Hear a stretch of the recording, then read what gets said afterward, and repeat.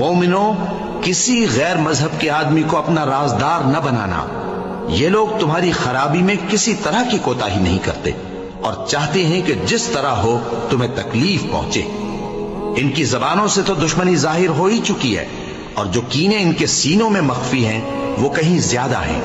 اگر تم عقل رکھتے ہو تو ہم نے تم کو اپنی آیتیں کھول کھول کر سنا دی ہیں۔ دیکھو، تم ایسے صاف دل لوگ ہو کہ ان لوگوں سے دوستی رکھتے ہو، حالانکہ یہ تم سے دوستی نہیں رکھتے، اور تم سب کتابوں پر ایمان رکھتے ہو اور یہ تمہاری کتاب کو نہیں مانتے، اور جب تم سے ملتے ہیں تو کہتے ہیں ہم ایمان لے آئے ہیں، اور جب تنہا ہوتے ہیں تو تم پر غصے کے سبب انگلیاں کاٹ کاٹ کھاتی ہیں۔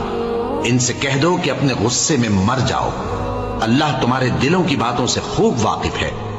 اگر تمہیں آسودگی حاصل ہو تو ان کو بری لگتی ہے، اور اگر تمہیں رنج پہنچے تو خوش ہوتی ہے۔